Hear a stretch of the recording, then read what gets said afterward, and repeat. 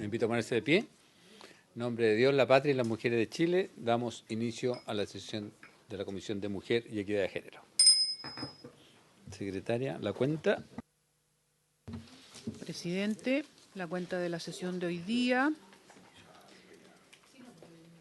Presidente, quería dar cuenta que se han recibido varias observaciones por escrito respecto de las indicaciones que se han formulado al proyecto de ley sobre sociedad conyugal, que como son de personas que ya concurrieron a la comisión, en el momento oportuno de las indicaciones se la podemos entregar a todos los integrantes. Y segundo, presidente. Sí. Entonces, me informa la Secretaría que se están recibiendo comentarios sobre las indicaciones que estamos trabajando. Entonces, la idea de la propuesta sería que a medida que lleguemos a un artículo donde haya alguna observación de alguna de las organizaciones que ella expuso, se lea eso para que nos sirva de insumo en su minuto. ¿Acordado? Muy bien, presidente. Sugerencias. Exactamente. Sí, son Eso sugerencias. sugerencias. Segundo, presidente, hay una carta de la presidenta del Colegio Médico Regional de Santiago, señora Francisca Crispi, respecto de la tramitación del proyecto de ley que está en nuestra comisión para establecer la obligatoriedad de contar con salas de lactancia para mujeres con niños o niñas menores de 2 años en los lugares de trabajo. Ese proyecto está aquí en la comisión desde el 10 de agosto del 2021. Nada más, presidente. Bien, entonces cuando veamos el proyecto la invitamos a exponer.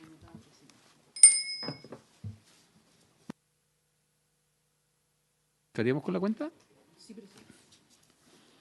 Bien, me informa que la senadora Allende viene bajando, así que saludar a la senadora Pascual, al senador Proens, a la señorita Grace, parte del Ejecutivo, a Paloma, a Laura y todos los asesores presentes. También no está conectado el Ministerio de Justicia hoy día. ¿Sí está? No lo veo. Sí, está presidente aquí. Está, ya. Muy bien. Saludarlo ahí también, aunque no lo veo, pero me dicen que está don Mario. El Ejecutivo me ha pedido poder hacer una presentación para, digamos, contextualizar nuevamente el proyecto. Así que, señorita Grace, usted tiene la palabra.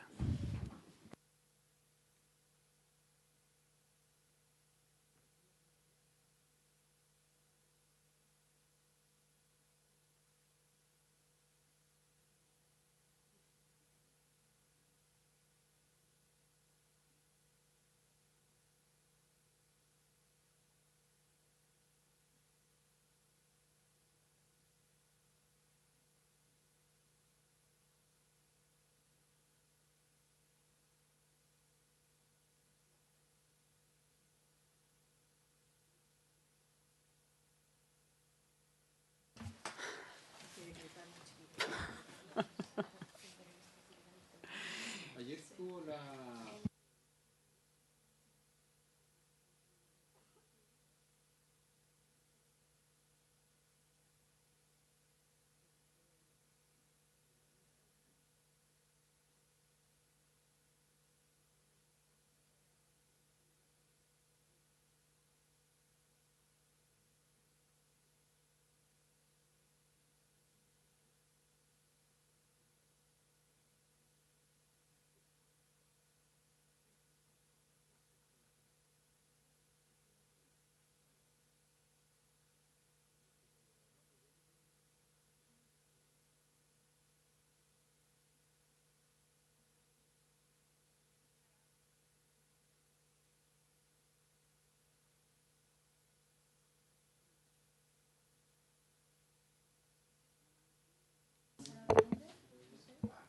es muy larga la exposición, ¿no?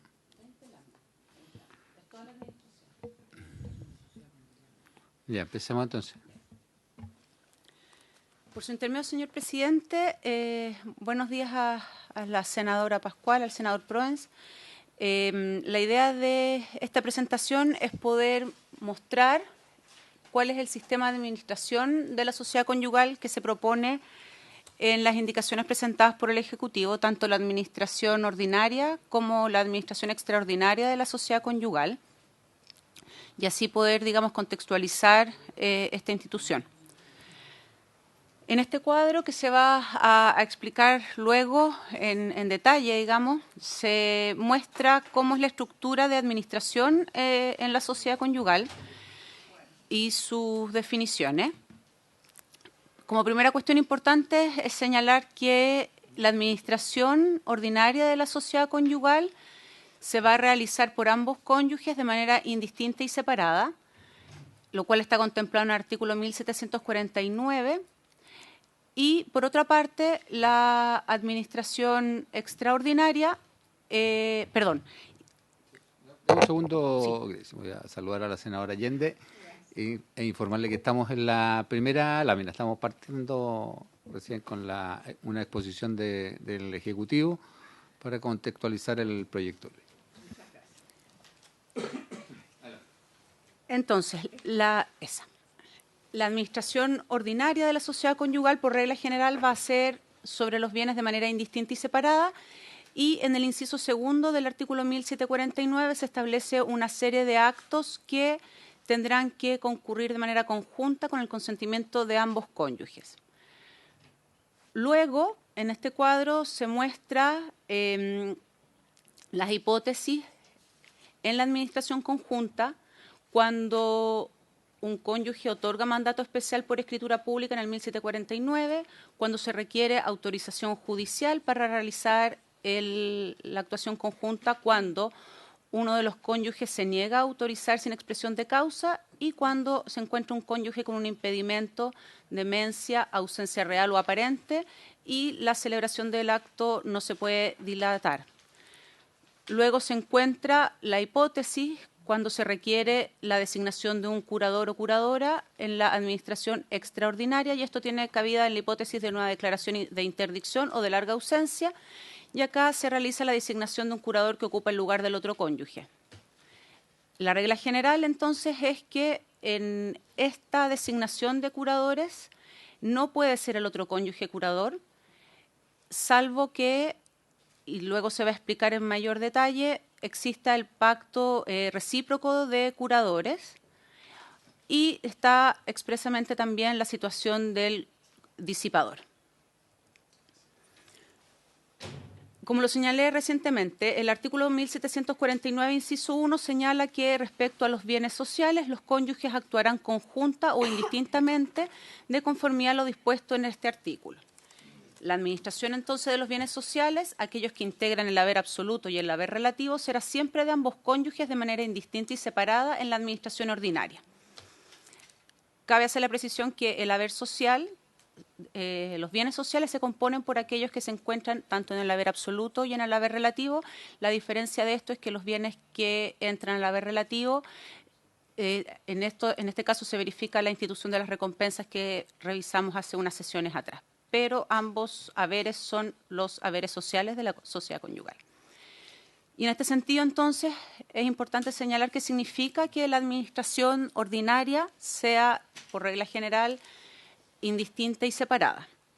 Significa que ambos cónyuges pueden celebrar actos o contratos respecto de los bienes sociales sin requerir el consentimiento del otro cónyuge, y se entiende que son coadministradores en igualdad de condiciones con ciertas limitaciones, que se enumeran a continuación en el inciso segundo. Limitaciones a la administración indistinta, entonces, el artículo 1749, inciso 2, se requiere consentimiento de ambos cónyuges para los siguientes actos o contratos. 1. Enajenar o gravar voluntariamente o prometer enajenar o gravar los bienes raíces sociales. 2. Disponer entre vivos a título gratuito de los bienes sociales, salvo donaciones de poca monta atendida a la fuerza del haber social. El disponer entre vivos a título gratuito de los bienes sociales son las donaciones, salvo que sean estas de poca monta. 3. Enajenar o gravar voluntariamente o prometer enajenar o gravar los siguientes bienes sociales: acciones de sociedades anónimas o participación en sociedades civiles o comerciales, derechos o concesiones inscritos, vehículos motorizados, naves o aeronaves. Este número 3 no se encuentra en las indicaciones presentadas por el Ejecutivo en esta oportunidad, fueron incluidas en esta basada, digamos, con relación a la indicación presentada por el senador Sangüesa respecto a los vehículos motorizados para que estos fueran considerados bienes familiares. El Ejecutivo entiende que incorporarlos en el artículo 1749, inciso 2, como los actos que requieren consentimiento de ambos cónyuges para celebrar actos y contratos respecto a ellos, otorga una mayor protección respecto a ellos, y ahí se incluyeron, digamos, otras hipótesis como las acciones de las sociedades anónimas, la participación en las sociedades civiles o comerciales, los derechos inscritos, las naves o aeronaves cuando éstas se quieren enajenar o grabar voluntariamente, o prometer o enajenar. Por lo tanto, esta sería una nueva redacción que propone el Ejecutivo para incorporar tanto los bienes familiares, la figura, digamos, de protección de los bienes familiares, los vehículos motorizados, bajo esta modalidad, y también las indicaciones de las senadoras Pascual y Allende también, que en sus indicaciones también incorporaban sobre todo las acciones y los derechos inscritos. 4, entonces, otro acto que requiere consentimiento de ambos cónyuges: dar en arriendo o ceder la tenencia de los bienes raíces sociales urbanos por más de 5 años y los rústicos por más de 8, incluidas las prórrogas que se hubiesen pactado.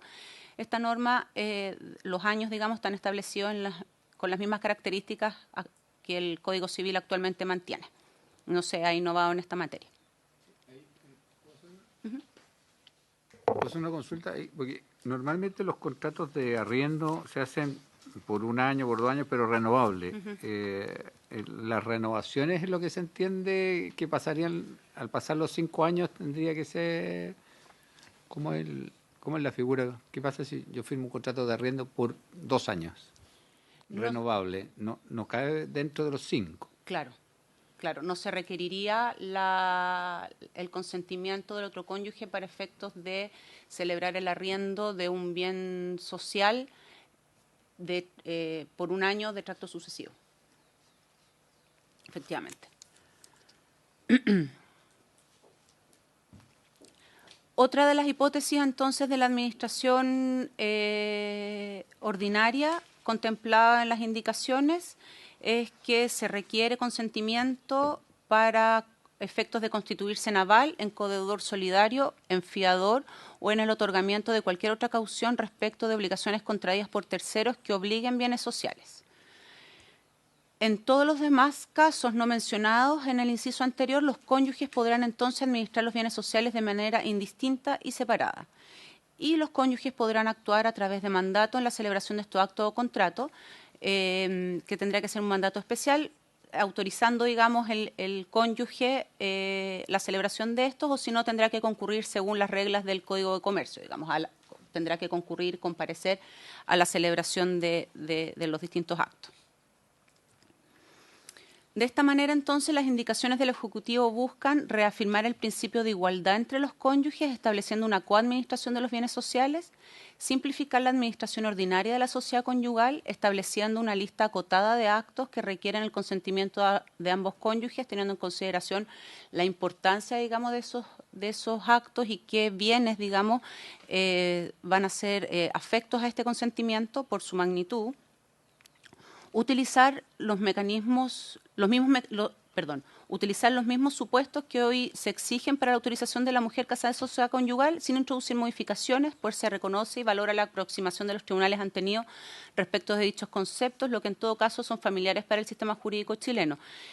Finalmente, esto dice relación a que lo que se recoge como bienes que necesitan, como actos que se necesita el consentimiento de ambos cónyuges, es lo que en la actualidad sería cuando se requiere el consentimiento de la mujer. Ahora es trasladarlo a ambos cónyuges, digamos. Casos de autorización judicial, el 1749, inciso 5. En la administración ordinaria se contemplan 2 hipótesis en las cuales se puede recurrir al tribunal para efectos de suplir la voluntad de uno de los cónyuges para celebrar los actos y contratos enumerados anteriormente.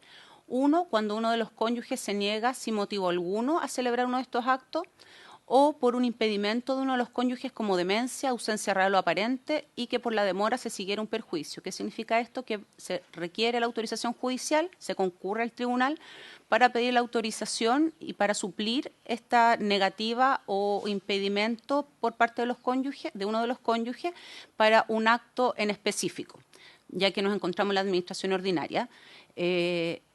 Por lo tanto, si se circunscribe en un acto específico y no a través del tiempo, y además se debe acreditar, por tanto, que la demora de la celebración de este acto o contrato enumerado en el artículo 1749 se va a seguir un perjuicio para el patrimonio social. Ambas hipótesis, cabe señalar que son las mismas que existen en la actualidad, pero solo aplicable al caso de la mujer. O sea, se extienden ahora ambos cónyuges, efectivamente. Sanción en caso de que se celebre el acto o contrato sin cumplir lo dispuesto en el artículo 1749. La regla general es la nulidad relativa del acto o contrato. Por ejemplo, en el contrato de arriendo, por más de los años que se permite, el contrato solo regirá por los tiempos permitidos. No es nulo, pero es inoponible al cónyuge que no concurrió con su consentimiento por los años que sobran, digamos, o que van más allá de lo permitido. Respecto, por ejemplo, a las cauciones de obligaciones contraídas por terceros, solo obligarán los bienes que integran el patrimonio del cónyuge que celebró el acto de contrato y que no solicitó, digamos, el consentimiento del otro cónyuge. Por lo tanto, solamente se obliga el patrimonio propio del cónyuge que concurre. Terminamos con la administración ordinaria de los bienes sociales. Y esta lámina dice relación con la administración de los bienes propios de cada cónyuge, el cual se encuentra contemplado en el artículo 1749, inciso final, que señala que cada cónyuge administra sus bienes propios que no ingresan al haber social, sujeto empero las obligaciones y limitaciones que por el presente título se le imponen y a las que haya contraído las capitulaciones matrimoniales. Acá se cita como ejemplo el 1741, como lo señalé anteriormente, el pago también de las recompensas cuando se obligan bienes propios y para beneficio social se encuentra esta institución. En este sentido, ambos cónyuges se encuentran en igualdad de condiciones también y podrán administrar sus propios bienes, a diferencia de la actualidad, como lo señalamos en la discusión de las indicaciones. Actualmente es el marido el que administra los bienes propios de la mujer casada en sociedad conyugal. Solo ejemplo de pago de recompensas, que se me olvidó.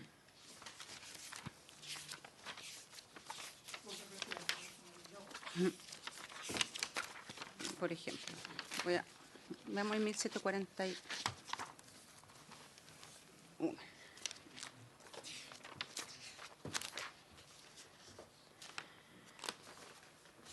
Por ejemplo, vendida alguna cosa propia de alguno de los cónyuges que no sea bien social, la sociedad deberá recompensa por el precio al cónyuge vendedor.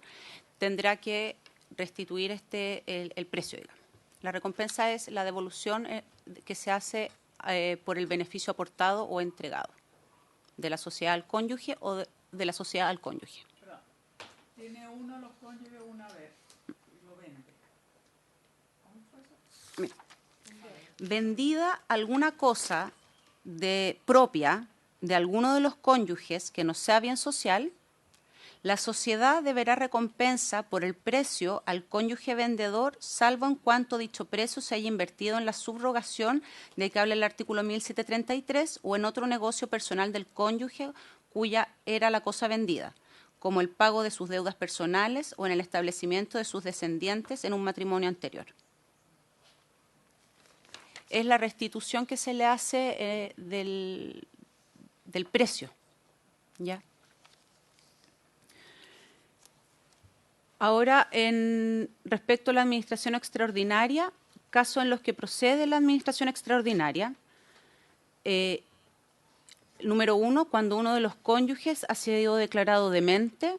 2, cuando uno de los cónyuges es sordo, sordomudo, que no puede darse a entender claramente. 3, cuando uno de los cónyuges se encuentra ausente. 4, cuando uno de los cónyuges es declarado interdicto por disipación. Cabe señalar que estas hipótesis son recogidas en la actualidad por el Código Civil. Entonces, en resumen, procede la administración extraordinaria en los siguientes casos: interdicción por demencia, interdicción por disipación, sordo-mudo que no puede darse a entender y el cónyuge ausente. Regla aplicable.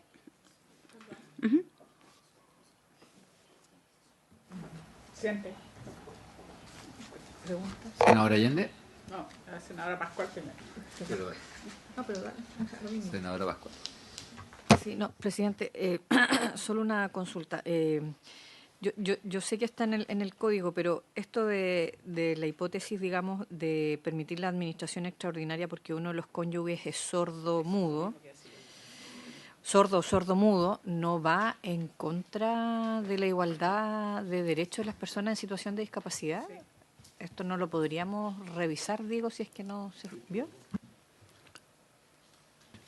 En la misma línea, presidente, sí, había pedido la palabra por lo mismo, porque me parece que en términos de hoy, primero es muy difícil que una persona sorda no se pueda dar a entender, porque para eso existe el lenguaje de señas y es muy universal. De hecho, hemos logrado hacer regulaciones que no existían, como que los noticiarios tienen que ver al menos una vez al día en la transmisión a través del lenguaje de señas, etcétera, etcétera. Entonces ya hoy día esto está bastante...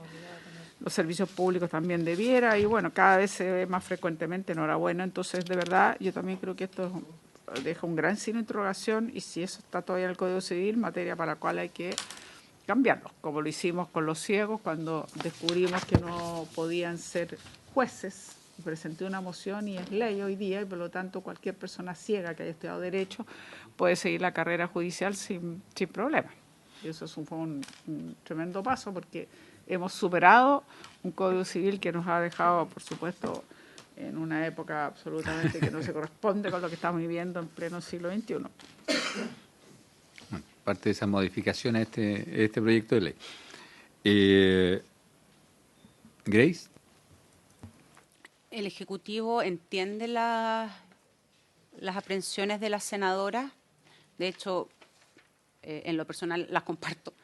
Lamentablemente, esas reglas están en la normativa que regula el Código Civil respecto a las incapacidades y que por lo tanto exceden a la idea matriz del proyecto. Por lo tanto, entendemos que no podrían ser objeto de modificación en este proyecto de ley, porque el mandato es revisar las normas de la sociedad conyugal. Por lo tanto, creemos que excedería la idea matriz del proyecto, porque tendríamos que irnos a las reglas de la incapacidad que regula el Código Civil.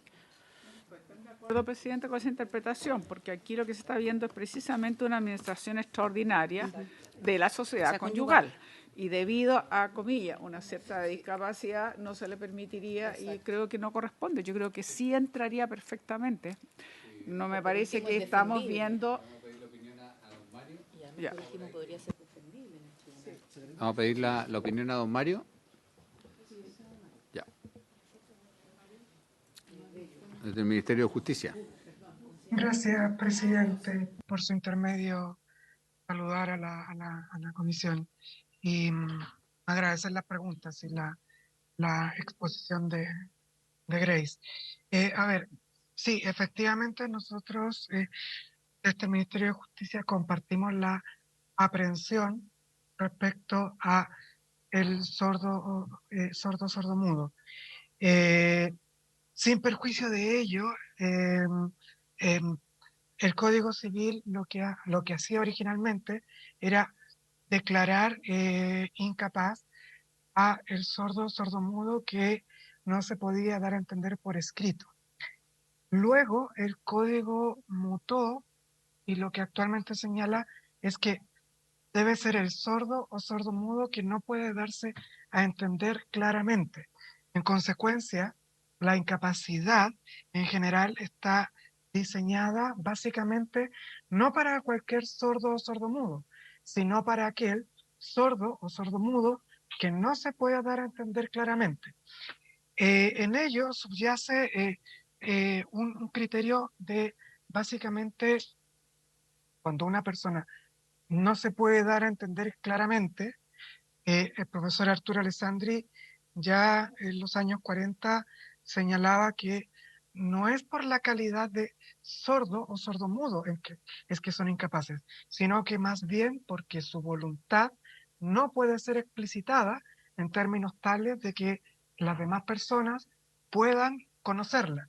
En consecuencia, si una persona es sorda o sordomuda, pero sí se puede dar a entender claramente, no debiese caer bajo la hipótesis de incapacidad.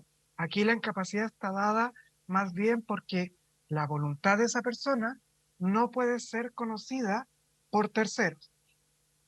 Ahora bien, señor presidente, eh, respecto de esto, si se suprime esta causal, insistimos que esta es una materia muy relevante, pero que debiese ser explorada en otro proyecto de ley, se pudiera dar un vacío legal en el cual una persona que no se puede dar a entender claramente, eh, tuviese a su cargo una administración y se le exigiese hacerse responsable de ciertos actos jurídicos en los cuales esa persona no tiene cómo explicitar su voluntad y por lo tanto en contra de esa persona pudiesen hacerse efectivas acciones de responsabilidad en su perjuicio.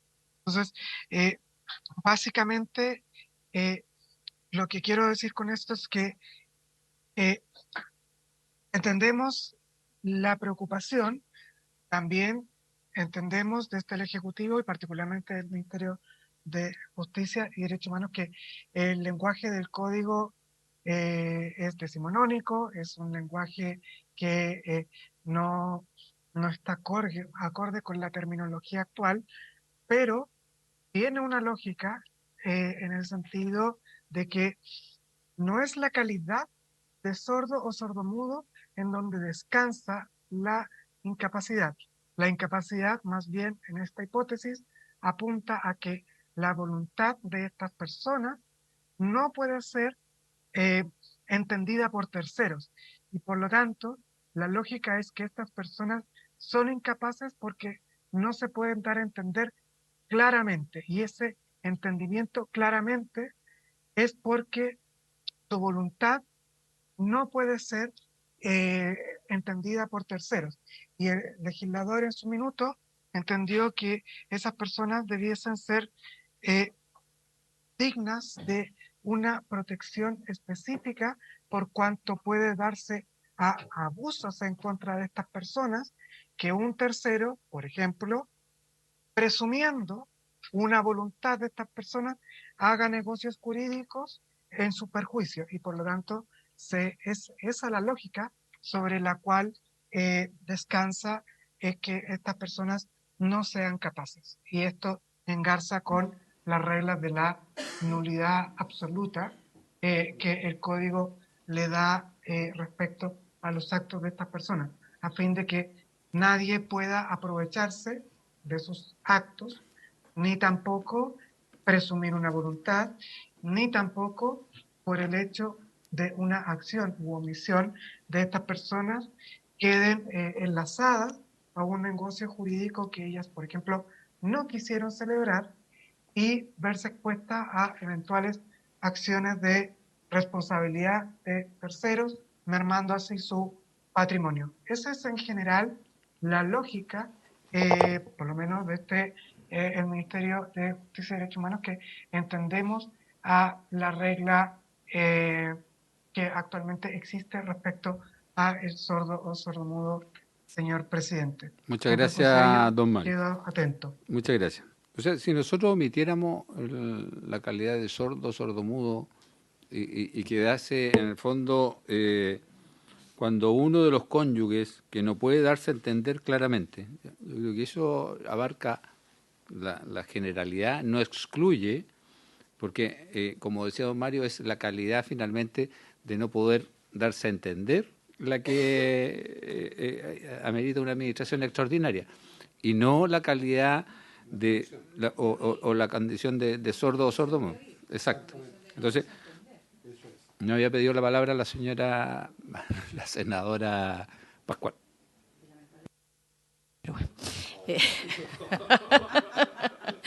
No, sí, por eso lo dije sin micrófono. No, yo en la misma línea, yo entiendo la explicación, entiendo la lógica además que se sigue en y de cómo fue escrito, digamos, en su tiempo el código. Sin embargo, me parece que de acuerdo a los tiempos y precisamente por la mutación que se hace primero al ser adscrita la característica en las personas sordas o sordos mudas y después revisado eso, mutando a quedar en la clara dificultad para darse a entender y para darse a entender también, valga la redundancia, en el entendido de no poder manifestar claramente su voluntad, porque no es que busque palabras que alguien no lo entienda, sino que efectivamente no pueda expresar explícitamente su voluntad. Me da la sensación primero que pudieran haber más dificultades o más situaciones de limitaciones y de dependencias que pudieran tener esto que solo las personas sordas o sordomudas. Entonces hay otras dependencias, como por ejemplo situaciones, digamos, de dependencias mentales, etcétera, que también pudieran quedar adscritas a esto. Y por otro lado, entonces no sé si pudiéramos modificarlo para que no quedara como que esto es una discriminación solo a las personas sordas y sordomudas y que por lo tanto quedara lo que ha explicado tanto Grace como Mario en materia por parte del Ejecutivo por su intermedio presidente de que es lo que realmente se quiere expresar con la hipótesis. Y en segundo lugar, solo defender la idea de que, sin ser una experta, digamos, pero creo que es defendible el que esto pudiera estar en la idea matriz, porque efectivamente tiene que ver con lo que decía la senadora Allende, es una hipótesis para la administración extraordinaria en la reforma a la sociedad conyugal y por lo tanto, por último, si alguien lo va a declarar, fue inadmisible que no sea esta comisión porque no lo previó. O sea, yo preferiría de verdad jugármela en términos de poder cambiarlo, defenderlo, convencer a todo el mundo que efectivamente se puede, y por ABC, si no, no sé, si no queda bien resuelto y alguien lo declara inadmisible, inmediatamente yo creo que estaría la voluntad de todos nosotros que estamos acá de suscribir una moción que pudiera hacerlo posterior, digamos, pero no dejaría pasar la oportunidad de modificarlo ahora. Esa es mi opinión, presidente. Muchas gracias, senadora Pascual. Senador Proens. No, yo comparto lo planteado por ambas senadoras, es decir, la discapacidad de sordo o sordomudo no es una inhabilidad. Por lo tanto, yo creo que hay que abordarlo así. Ellos tienen una discapacidad, pero no están inhabilitados para poder plantear de otra manera lo que ellos dicen. Y por lo tanto, yo creo que es bueno la redacción que ha propuesto usted, presidente, darle una vuelta, si tanto Mario como Grace pueden ver de qué forma esto se pueda redactar y dejar incorporado no solamente a ellos, sino que a todo aquel otro que tenga una discapacidad para poder expresarse de buena forma y que se entienda lo que quieren decir. Eso, presidente. Muchas gracias, Grace, para que continúe.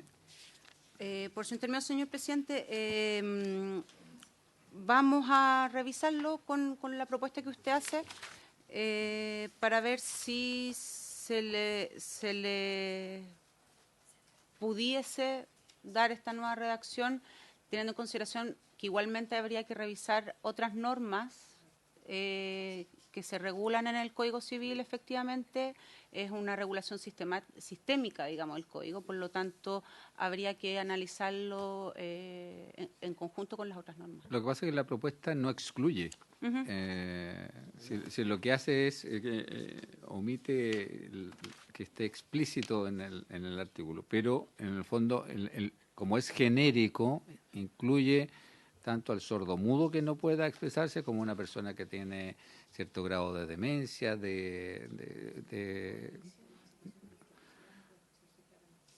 cualquiera de esos. Claro.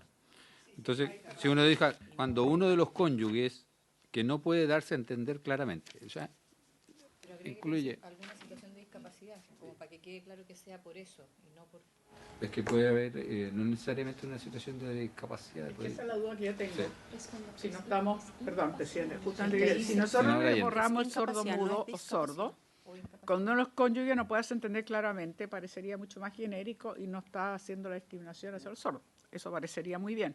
El tema es que aquí tendríamos que tratar de entender qué significa no darse a entender claramente, porque eso puede ser muy ambiguo. Tenemos que entender que sería bueno consultar o que lo revisen, pero la idea es más genérico, evitar señalar específicamente como aquí está dicho, porque me parece que no corresponde. Por eso digo, porque hoy día en estos términos ya francamente queda afuera. O sea, hoy día si es posible, incluso lo aceptó la Corte Suprema cuando yo hice la moción y hoy día es ley. La Corte Suprema dio su informe favorable. Se entiende que hoy día las tecnologías actuales permiten, digamos, a una persona ciega, por ejemplo, poder transcribir en un sistema o en otro, en braille o en el otro. Entonces, Exacto. cada vez más hay más tecnologías. Hoy día hay hasta los libros se leen. Entonces, digamos, ya es la impresión, ya me se me olvidó la palabra, pero digamos, para mucha gente que hoy día no puede leer por edad, me refiero, no ciega, prefieren, obviamente, y es más, gente joven, porque así va manejando o esto y va oyendo, digamos, alguna cosa. Entonces, cada vez más hace que las tecnologías queden demasiado desfasadas. Entonces, yo sugeriría revisarlo de manera más general. El único problema es que tenemos que especificar qué significa que no entender claramente. ¿Solo se refiere a discapacidad o estamos hablando de cualquier persona que no es capaz de darse a entender claramente? Parece una redundancia, pero que eso es bien importante, porque ¿qué abarca el claramente? O sea que si yo dejo discapacidad, puede ser que una persona que no tenga un grado de discapacidad, pero por otros motivos no puede ser una enfermedad que Sí, es por diferente. eso digo, Entonces, ahí es como difícil. pero Bueno, dejémosle creo que la vale pena tarea que la al revisen. Ejecutivo para que Tarea. ahí junto con don Mario puedan buscar algo de consenso. ¿Ya? Sigamos, Grace. Como Sigamos. dice su gobierno, seguimos. Seguimos, señor presidente. Muy bien. Y bueno, cuando uno de los cónyuges, entonces,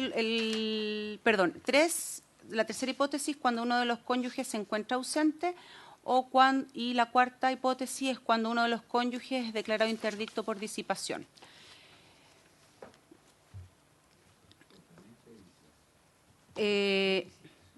Disipación. Un disipador. Exactamente. Un gastador. Botarata. Botarate. Que Gasta juega, desmedidamente. gasta. Un botarate, cuando gasta desmedidamente. Exacto. Sí, pues. Eso es bien importante porque eso ocurre bastante más seguido de lo que se piensa. Muy bien. Ludópata, puede ser un compulsivo. Exacto. Claro, puede ser un comprador compulsivo. Eso es. Sí. Y en ese caso se requiere pronunciamiento del tribunal que declare la interdicción, digamos, de ese cónyuge. Muy bien. Continuando con la administración extraordinaria, entonces, la regla aplicable es el artículo 1758, que... Senador Proens. Sí, solo Grace, la posibilidad de que me expliques cuando se encuentra ausente, porque no será un viaje, me imagino, será que va a explicar otra cosa más, para que quede más explícito. Eso. Imagínate tú que salió de viaje, le aplicas. Fui a comprar cigarros y me desaparecí 10 El que años. fue a comprar Eso cigarros. es. No que anda de viaje, el que Claro, fue a no comprar es cigarros. un... Y no volvió. algo.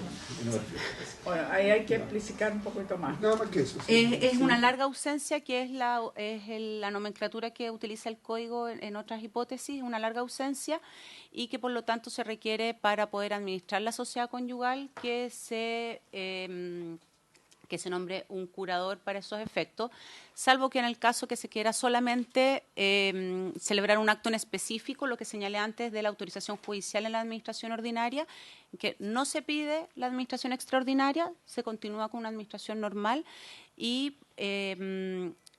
que se requiere con urgencia, digamos, si no va a traer perjuicio a la celebración de un acto, se utiliza para ese acto en específico la autorización judicial. Ahora bien, en caso que se requiera la administración completa de la sociedad conyugal, se utiliza entonces la figura de la administración extraordinaria por esta larga ausencia del cónyuge. ¿Qué sería, perdón, que se entiende Senadora Allende. Gente, larga ausencia, ¿cómo se entiende? ¿Cuál es la larga ausencia? En tiempo. Más que en tiempo es paradero desconocido, no es sabido el cónyuge y de hecho el curador que se nombra, su primera obligación es tener que buscar al cónyuge que no que se encuentra desaparecido, que no es habido. De hecho es una de las obligaciones del curador que se nombra, tener que dar con su paradero y poder ubicarlo. De hecho está expresamente consagrado en las normas de la curaduría. Ok, gracias. Como su principal obligación cuando asume el cargo, digamos. Senador Proens. Pero cuando el curador asume, porque ya ha pasado un tiempo, ¿cierto?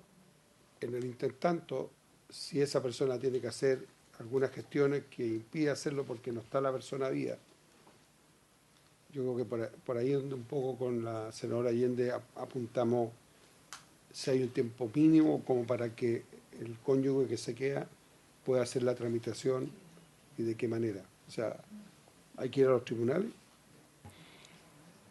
En caso de que el cónyuge que se encuentra presente, digamos, necesite el consentimiento de ese, ojo, que son solamente las hipótesis del 1749, inciso 2, que son los actos que requieren el consentimiento de ambos. Cuando se requiere cuando se celebran esos actos que requieren el consentimiento del cónyuge y que no se encuentra, se puede recurrir de manera más rápida a la autorización judicial, que fue la que revisamos anteriormente acá. En la administración ordinaria se contemplan dos hipótesis y una es por impedimento de uno de los cónyuges como demencia de ausencia real o aparente, que por la demora se sugiere un perjuicio para la celebración de ese acto. Ahora bien, si en la ordinaria, efectivamente, es la autorización en específico que se le requiere al juez para que supla el consentimiento del cónyuge que está ausente. Y ya para efectos de una ausencia, digamos, en el tiempo, que el Código no determina la cuantía de cuánto tiempo tiene que estar ausente el cónyuge, solamente requiere, digamos, de que no tenga paradero conocido, y para poder mutar a la figura de la administración extraordinaria de la sociedad conyugal, se nombra al curador para, digamos, el ejercicio prolongado, digamos, de esta administración y de que este curador ocupe el lugar del cónyuge desaparecido. En el fondo, es una atribución que queda en el tribunal de acuerdo a los antecedentes, porque todos los casos vienen a ser diferentes en su minuto. ¿Cómo, senador? El curador lo determina en el tribunal. Así es. Por eso, ahí lo vamos a revisar. por eso no hay un tiempo definido, Exacto. sino que hay situaciones que tiene que resolver el juez de acuerdo a las circunstancias. Exacto. Además que para estos efectos se utilizan las reglas de la muerte presunta. Para efectos de la administración extraordinaria. Entonces, continuando con esta normativa, en el 1758 se establece que si uno de los cónyuges cayera en interdicción o incurriera en larga ausencia sin comunicación con su familia, deberá designársele un curador. Este último se entenderá ocupar el lugar que tenía el cónyuge en la administración de los bienes. El curador no podrá ser el otro cónyuge. Sin embargo, celebrado el matrimonio y durante la vigencia de la sociedad conyugal, los cónyuges recíprocamente podrán designarse curadores por medio de una convención especialmente celebrada para tal efecto y otorgada por escritura pública, suscrita en forma personal, a título gratuito y previo al hecho que motiva la curaduría. No obstante, en cualquier momento y sin expresión de causa, cualquiera de los cónyuges podrá revocar dicha convención. La designación de un curador habilita al otro cónyuge para solicitar la separación total de bienes. En este sentido, lo que se encuentra subrayado en la lámina es la propuesta que realiza el Ejecutivo respecto a las observaciones que han hecho los y las senadoras a que el otro cónyuge no pueda ser curador del otro. Se ha conversado con los asesores y se ha llegado a esta redacción, digamos, que sería una nueva propuesta por parte del Ejecutivo en cuanto a aceptar como de forma excepcional el que el otro cónyuge pueda ser curador cumpliendo los requisitos, digamos, que se establecen en este artículo. ¿Qué tiene que ser entonces? Una convención especialmente celebrada para tal efecto una vez celebrado el matrimonio. No puede ser en el acto del matrimonio la designación del otro cónyuge como curador, toda vez que si se realiza en el acto del matrimonio estaríamos frente a una capitulación matrimonial y las capitulaciones matrimoniales por definición son irrevocables. Entendemos que esta designación tiene que ser esencialmente revocable, a diferencia de una capitulación, por ejemplo, en casos en que uno de los cónyuges sea víctima de violencia, pueda revocar sin expresión de causa esta facultad, digamos, al otro cónyuge. Por lo tanto, siendo capitulación en el acto de matrimonio, no podría ser revocable y sería durante la vigencia, digamos. Por lo tanto, tiene que celebrarse, por tanto, una vez contraído matrimonio y durante la vigencia de la sociedad conyugal, una escritura pública en que ambos cónyuges concurran a título gratuito a recíprocamente, digamos, designarse como curadores uno del otro. Pero como con esta salvedad que se señala en la parte final de este inciso, en que cualquiera de los cónyuges puede revocar dicha designación sin expresar causa. Una consulta, Grace. ¿Esta escritura pública queda registrada dónde? Porque yo puedo hacer un contrato por escritura pública, se hace en notaría, ¿cierto? Queda el notario como, pero no siempre se inscriben en el conservador. O sea, ¿en qué parte aparece en alguna parte? La idea de que sea suscrito por escritura pública es que queda en el repertorio que son de acceso público, digamos. Esa es la idea de una escritura pública, de poder ser accesible para todos. Y en ese sentido, no es que se inscriba en algún registro, sino que queda efectivamente en el registro de las escrituras públicas en la notaría.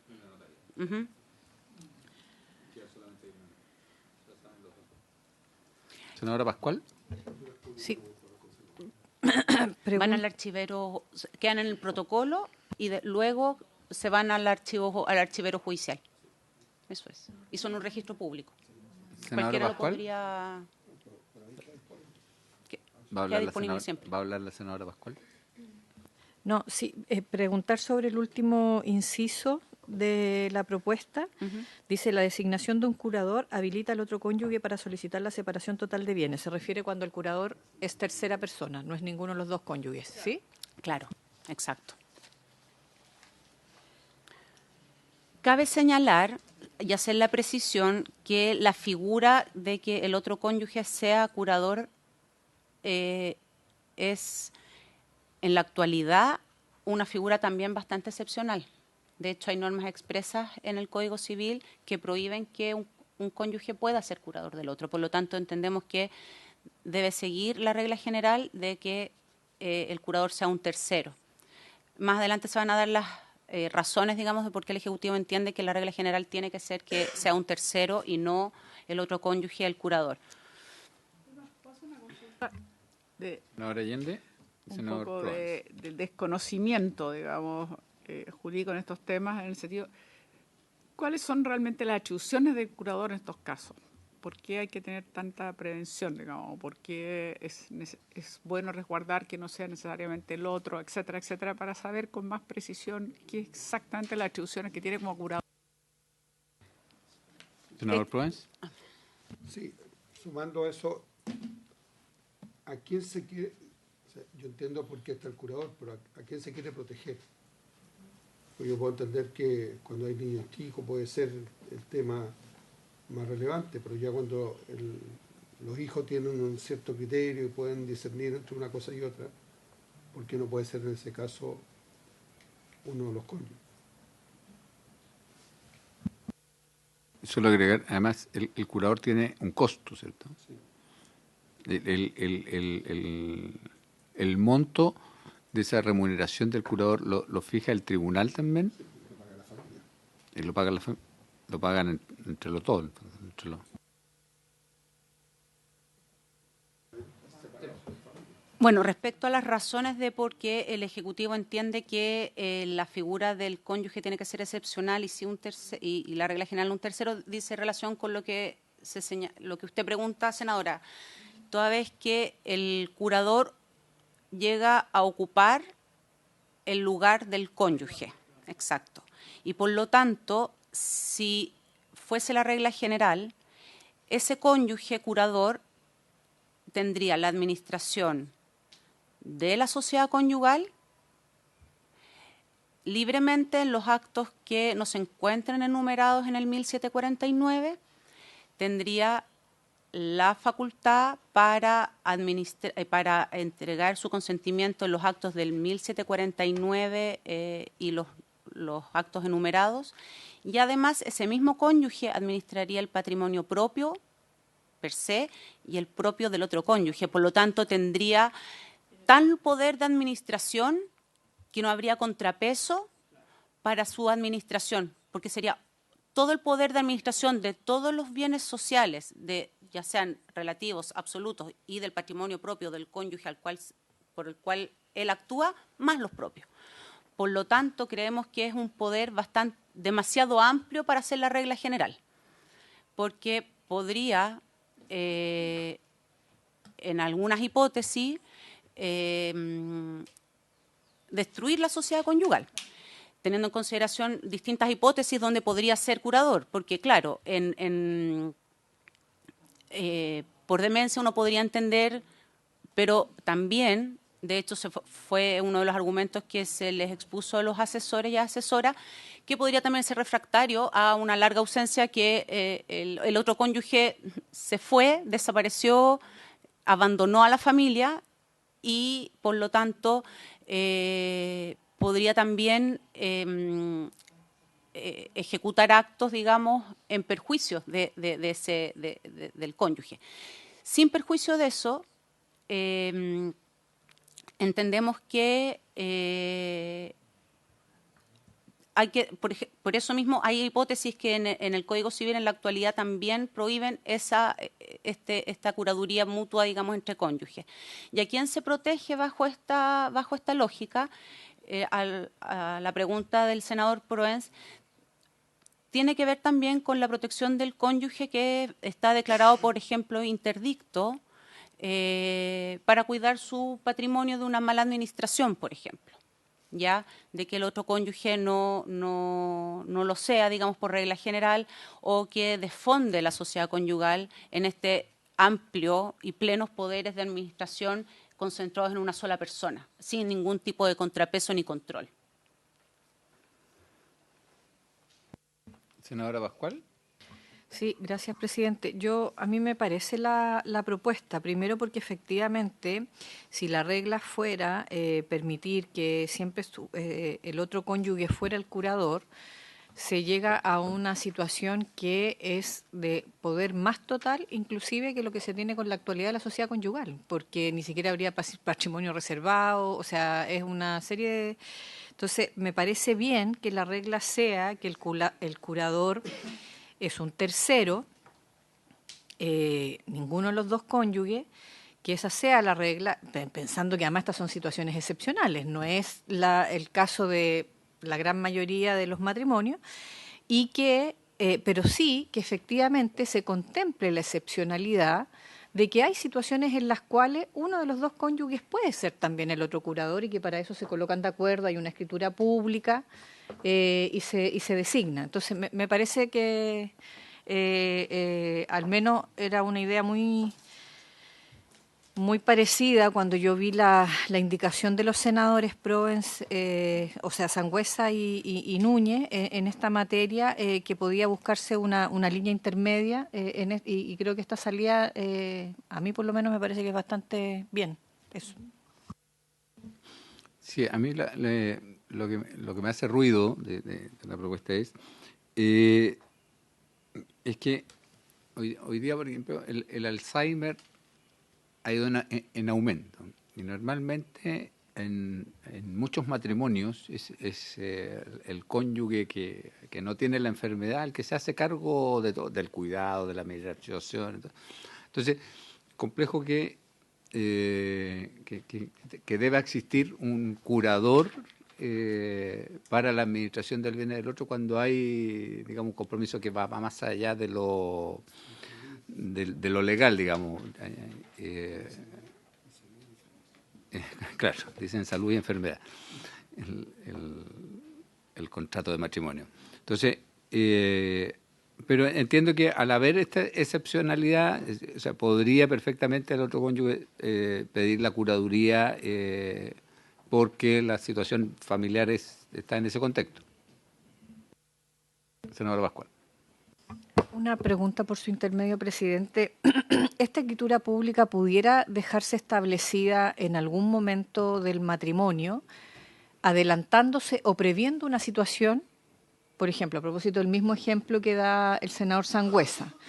El matrimonio, obviamente, después todos los temas de confianza, de conocimiento, etcétera, etcétera, y dicen, oye, mejor dejemos puesto en escritura pública que en caso de que alguno de los dos les dé Alzheimer o tengamos una situación no sé qué, el otro es eso se pudiera dejar, o sea, lo digo para que también no llegue la situación de resolver el curador en el momento que se produce la imposibilidad de uno de los dos, porque si no, ¿cómo? Por eso digo, entonces esto también pudiera ser totalmente previo. Por eso, ok. Senador Proens, y después Grace. Sumando a la inquietud de la senadora Pascual, presidente, el punto está ahí, que nosotros estamos hablando de una administración extraordinaria donde hay problemas. Uno de los cónyuges tiene un impedimento. Y eso cuando ocurre con el impedimento es muy difícil llegar a la escritura porque ya el impedimento lo tiene. Y siempre la familia también protege, mirando la realidad, no solamente el papel escrito. La familia se empieza a preocupar de que el otro cónyuge no haga cosas más de la cuenta. Entonces, yo ahí donde veo la dificultad, digamos, en el sentido de que la norma está hecha para cuando las personas no tienen problemas y se anticipan a algo. Cuando dice el curador no podrá ser el otro cónyuge. Pero ahí tú das una salida a un matrimonio que está establecido, no tiene problema, ni enfermedad, ni nada. Pero cuando ya entramos a una interdicción, el sistema cambia totalmente. Grace. Por su intermedio, señor presidente, bueno, efectivamente la celebración de esta escritura pública tiene que ser previa al hecho que constituye el hecho, digamos, valga la redundancia, de materia, digamos, de la curaduría. Y entendemos que y entendemos el punto, pero creemos como Ejecutivo que este suprapoder que puede concentrar un cónyuge, siendo la regla general, puede ir en detrimento de el cónyuge que requiere curador y que por tanto se requiere su voluntad expresa de poder concurrir a la celebración de este acto, de nombrar al curador a su otro cónyuge. Pero efectivamente lo que señala la senadora Pascual es la celebración de esta escritura tiene que ser anterior al hecho que la constituye, obviamente, porque si no ya no la podría celebrar, efectivamente, por las incapacidades, digamos. No podría, digamos, celebrar este acto jurídico.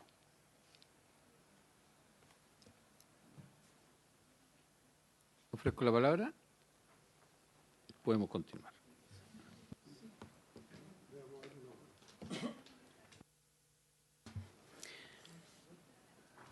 Entonces, bueno, cuando la administración extraordinaria es asumida por un tercero, se trata simplemente de un curador que está administrando bienes ajenos y por ello la ejerce de conformidad a las reglas generales de los tutores y curadores establecido en el título 21 del libro primero del Código Civil.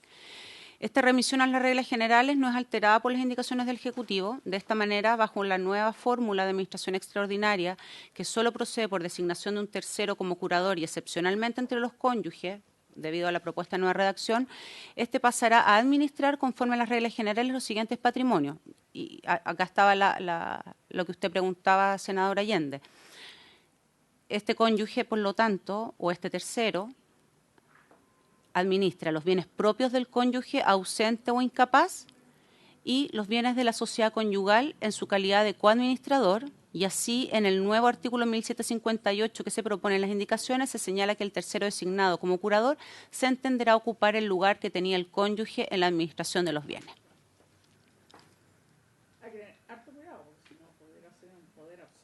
O sea, si es el cónyuge es un poder absoluto, efectivamente, absoluto. Al final sería como un solo patrimonio. Exacto, y se puede fundar la sociedad conyugal. Y excepcionalidad. No, ¿Seguimos? siempre. ¿Presidente? Estaba escuchando a la secretaria. Siempre que escuchaba a la secretaria. Senador Allende. ¿No? Pero podemos seguir porque Ya. ya pasan el tiempo. Grace. Ya. Tenemos que terminar antes de las 12. Sí, falta un poquito. Y acá entramos a las normas de la curaduría que quedaron pendientes, que son aplicables a la administración extraordinaria. Este es un salto que da el Código Civil en su geografía y que, por lo tanto, hay que retrotraerse, digamos, los artículos que no hemos votado anteriormente. El primer caso es el cónyuge interdicto por disipación. El artículo 449, que se encuentra en la página 40 del comparado, se deroga debido a que, a diferencia del caso del marido y la mujer, estableciendo el curador del marido disipador como administrador de la sociedad conyugal, no se aplica en las normas que estamos discutiendo. El artículo 450 se mantiene en la norma original del Código Civil en cuanto a que ningún cónyuge podrá ser curador del otro declarado disipador, incorporándose la regla del 1758. Acá se incorpora, pero necesito hacer, y por responsabilidad, hacer una prevención de incorporar la regla del 1758. En la actualidad no existe ningún régimen que permita que el cónyuge declarado disipador pueda tener como a su otro cónyuge como curador, ni en la sociedad conyugal, ni en la separación total de bienes, ni en la participación en los gananciales. ¿Por qué? Porque tiene que ver con el fin último de esta curaduría respecto al cónyuge disipador, que se encuentra plenamente facultado, digamos, mentalmente, físicamente, no tiene ningún problema, solamente que es disipador, o sea, gasta mucho. Por lo tanto, el espíritu de esta prohibición que tiene actualmente el Código Civil dice relación con que es muy probable que pueda convencer al otro cónyuge de entregar dineros para poder seguir disipando. Esto fue conversado con profesores de Derecho Civil y que, por lo tanto, señalaban que es peligroso que se reconozca la posibilidad de que el cónyuge disipador pueda nombrar a su otro cónyuge, porque en la actualidad ningún régimen patrimonial del matrimonio contempla esta hipótesis. Por lo tanto, se entiende que debería seguir aplicándose lo mismo, digamos, para tener el fin último de esta institución, digamos, y de este resguardo. ¿Quiénes pueden ser curadores en caso de disipación? Artículo 448, que es la regla original del Código Civil. Los ascendientes, los hermanos, otros colaterales hasta el 4º grado. El juez tendrá la libertad para elegir en cada clase de las designadas en los números anteriores la persona o personas que más propósito le parecieren. A falta de las personas antedichas tendrá lugar la curaduría dativa, que son normas que, digamos, no se tocan. Luego está el caso del cónyuge demente, el 462 de la página 41, se deferirá la curaduría. ¿No considera los descendientes? En este caso, No. no. En el cónyuge por disipación, ascendientes, hermanos u otros colaterales, si estas personas no están, está la curaduría dativa, que es ¿Y cuáles son los otros colaterales hasta en 4º grado? Colateral sería... es que los hermanos están arriba. Es el...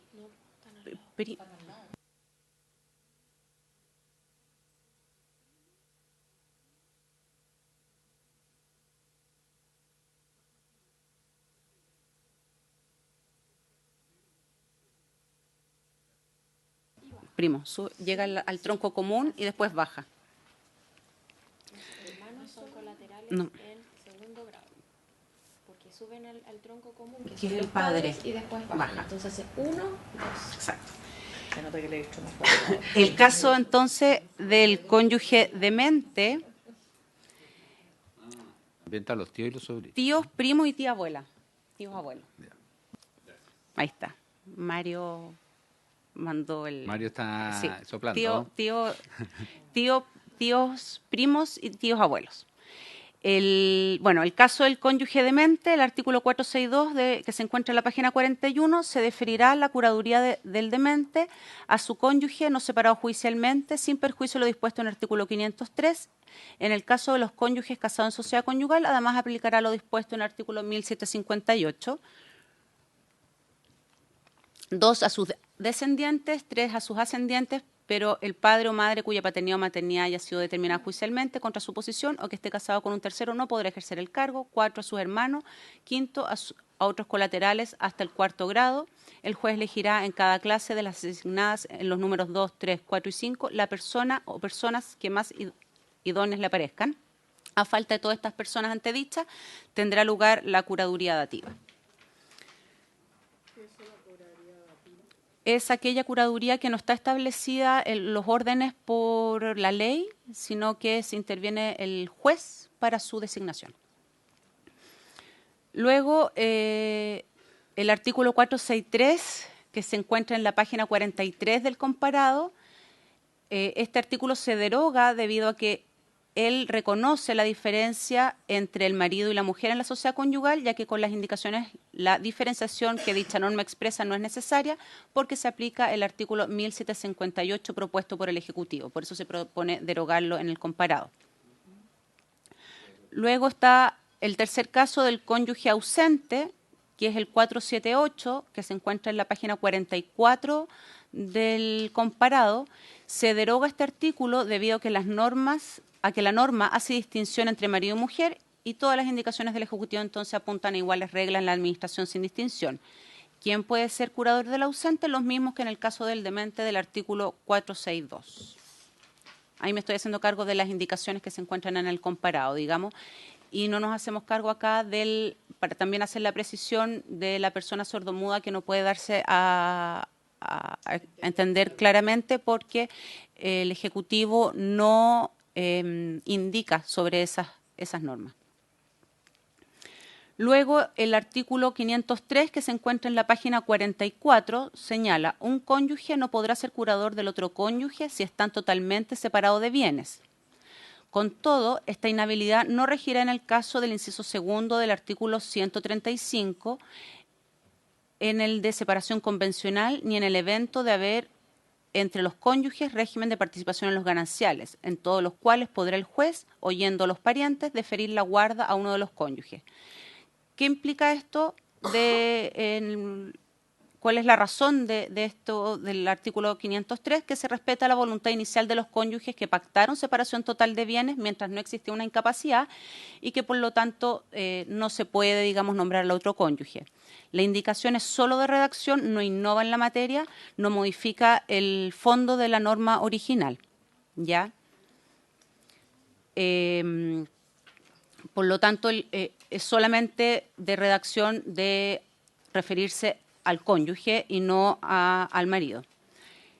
No hay otras indicaciones respecto a curaduría que revisar, salvo la del 511, que con Secretaría quedamos de revisar si efectivamente tendría aplicación la discusión que tuvimos en su minuto respecto a el cónyuge que se casa teniendo activa una curaduría y se cambia a patria potestad. Si es que en la actualidad se utilizaría esa figura o con estas modificaciones no tendría razón de ser.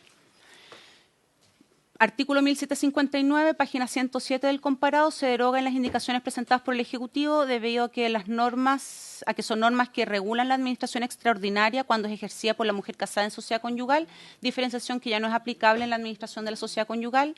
Artículo 1760, se deroga las indicaciones presentadas debido a que hace referencia explícita al artículo 1759, que también arriba se propone derogar. 1762, se deroga este artículo debido a que la posibilidad de solicitar la separación total de bienes se encuentra ya consagrada en el inciso final del artículo 1758, ya se encuentra regulado con anterioridad en las indicaciones. 1763 se deroga ya que la norma hace referencia a la administración por parte del marido como administrador de la sociedad conyugal y con las indicaciones del Ejecutivo se aplican las normas relativas a las curadurías. Una vez rehabilitado el cónyuge, recobra la administración de sus bienes propios como su rol de administrador. Y el último es un cuadro comparativo, digamos, entre la autorización judicial y la designación de un curador que revisamos en esta sesión. Muchas gracias, señor presidente. No sabía si había terminado o no. Estamos justo en la hora, ¿no? Queda un minuto. Ofrezco la palabra. Seguimos, presidente, esa es la pregunta. Mañana seguimos votando. ¿Ya? ¿Sí? El seguimos, lo había escuchado antes. Mañana seguimos votando. Sí, la idea era que recapitular, digamos, y ver el contexto general del proyecto, porque uno de repente como que se empieza a focalizar en ciertas cosas y no hay que olvidar que esto es finalmente es un todo. Así que mañana seguimos votando. ¿En qué página estamos ya? Página 87. Porque si votamos administración, tenemos que revisar curaduría que dejamos pendiente. Tenemos que devolvernos en el código. ¿Podríamos ver curaduría, teniendo en consideración la...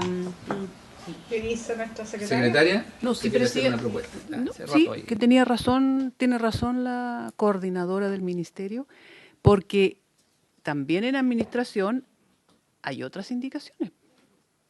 Hay otras indicaciones que tenemos que la comisión va a tener que tenerlas en cuenta. Esta que han llegado las observaciones. Pero usted dice entonces que faltamos por curaduría. Claro, sí, que hay muchas derogaciones y aquí viene explicado, vamos a dar por por qué se finalizada deroga. la sesión para que podamos ponernos de acuerdo.